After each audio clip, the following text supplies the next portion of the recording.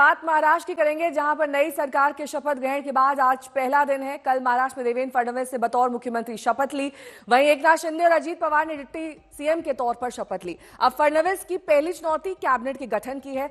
सबकी उत्सुकता इस बात पर है कि फडणवीस सत्ता का संतुलन कैसे बिठाते हैं। कल फडणवीस ने कहा कि मंत्रिमंडल बंटवारे का जल्द ऐलान कर दिया जाएगा। मंत्रिमंडल के बंटवारे पर क्या कहा फडणवीस ने, सुनिए।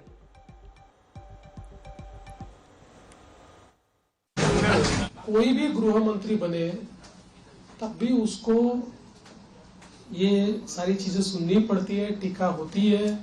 गृह मंत्रालय ही ऐसा है कि जिसमें आपको धन्यवाद कम मिलते हैं, गाली ज्यादा मिलती है, लेकिन बावजूद उसके कन्विक्शन के साथ आपको ये मंत्रालय संभालना पड़ता है।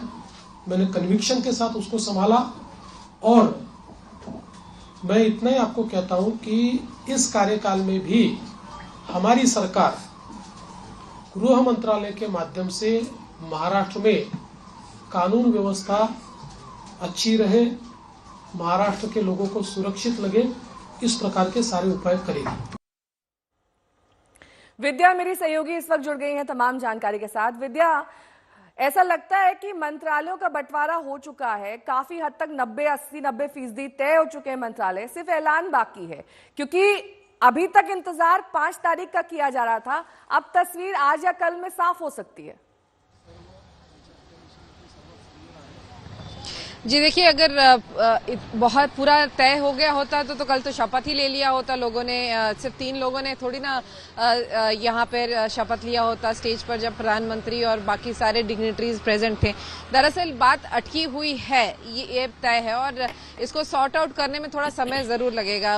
और कितने लोग अभी शपथ लेंगे, कितने कैबिनेट मिनिस्टर्स बनाएंगे जाएंगे, कितने बाकी स्टेट मिनिस्टर्स रहेंगे, ये सारी बातें अभी तय होना बाकी हैं। और यही वजह है कि अभी थोड़ा समय, जो कहा जा रहा है कि शायद ये वीकेंड नहीं तो अगले हफ्ते तक ये जरूर हो जाएगा निर्णय। लेकिन क्योंकि ये मामला सिर्फ उसी विषयों पर अटका है कि कैबिनेट बर्थ किसका होगा, किसको कौन सा पोर्टफोलियो मिलेगा, और जिस तरह से, हालांकि ये सब तीनों नेता कह रहे हैं कि ऐसी कोई बात नहीं है, we are it's all sorted, लेकिन जिस तरीके से बात चल रही है, जिस तरह से मामला अटका हुआ लग रहा है, उससे यही लगता है कि ये वीकेंड नहीं तो अगले हफ्ते तक ये बात स्ट्रेच जरूर कर जाएगा।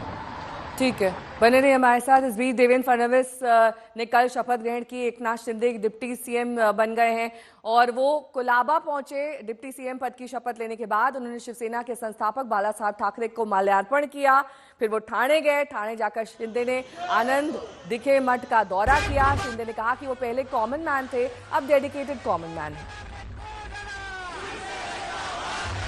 जब हम निकले थे 2.5 साल पहले, 40 लोग हमारे साथ थे। आज 57 प्लस 3 60 लोग, ये हमारे विचारधारा के बाला साहब ठाकरे जी को जो विचारधारा है, उनकी विचारधारा को हमने आगे बढ़ाया। उनका जो हिंदुत्व का नारा है उसे और मजबूत किया, और विकास का एजेंडा जो है हमने चलाया। हमारा एजेंडा एक ही है, डेवलपमेंट, डेवलपमेंट और डेवलपमेंट। और इसलिए मैं अभी कहा आपको, एक हिंदी में भी मैं कहता हूँ, पहले मैं सीएम मीन्स मैं खुद को चीफ मिनिस्टर नहीं, कॉमन मैन समझता था। अभी मैं डीसीएम हूँ, तो अभी मैं यही समझता हूँ, डेडिकेटेड टू कॉमन मैन 24/7। हिंदू हृदय सम्राट बाळासाहेब ठाकरे यांना वंदन। गुरुवर्य धर्मवीर आनंद दिघे साहेबांचं स्मरण आणि देशाचे कर्तबगार आणि लोकप्रिय प्रधानमंत्री नरेंद्र मोदीजी व देशाचे कणखर गृहमंत्री अमितभाई शाह यांच्या भक्कम पाठिंब्याने, आशीर्वादाने, तसेच राज्यातील 13 कोटी जनतेच्या आशीर्वादाने विद्या मेरी सहयोगी जुड़ी हुई है तमाम जानकारी के साथ। विद्या, एकनाथ शिंदे के तो शपथ को लेकर ही इतना असमंजस था, आखिरी तक क्लियर नहीं हो पा रहा था वो डिप्टी सीएम बन रहे हैं या नहीं बन रहे हैं। उनके खेमे में क्या कुछ चल रहा है, क्या हलचल है, किस तरीके से अलग अलग विधायकों की मांगे हैं जिसे अब वो कैसे पूरा करेंगे, एक बड़ी चुनौती है।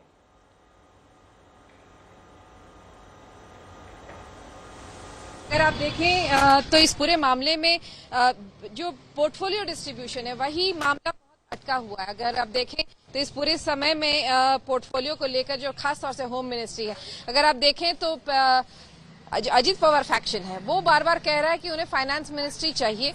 पिछले कई दशकों में हमने देखा जब अजीत पवार डिप्टी सीएम थे तो बतौर डिप्टी सीएम उन्होंने फाइनेंस जो बजट है वो पेश किया था, तो उनको एक्सपीरियंस काफी है फाइनेंस में। और इसको लेकर दो मत राय बहुत ज्यादा अलायंस में नहीं है कि फाइनेंस मिनिस्ट्री उनको चाहिए, हो सकती है दे दी जाए।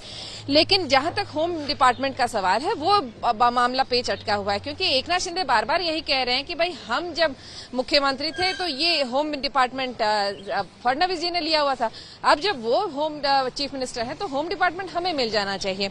इसके साथ ही दो चार और इश्यूज हैं जिसकी वजह से एकनाथ शिंदे इस पूरे मामले में बार बार यही कह रहे हैं कि वो होम डिपार्टमेंट को लेके और जो बाकी चीजें हैं वो उन्हें मिलनी चाहिए। एक तरह से उन्होंने क्लाइम डाउन तो कर ही दिया, जहां चीफ मिनिस्टर थे वो तो रातों रात वो डिप्टी सीएम बन गए, उसके लिए चलिए वो मान भी गए, लेकिन फिर भी उनका यही मानना है कि जो बाकी पोर्टफोलियो डिस्ट्रीब्यूशन है वो थोड़ा फेयर हो, जितनी संख्या में वो लोगों को एमएलए चुन के लाए हैं उसके हिसाब से उन्हें मिले, और साथ ही कुछ अच्छे पोर्टफोलियोज उन्हें मिलने चाहिए जिसके तहत वो लोगों के लिए काम कर सकें। ठीक है, बहुत बहुत शुक्रिया इस तमाम जानकारी के लिए आपका।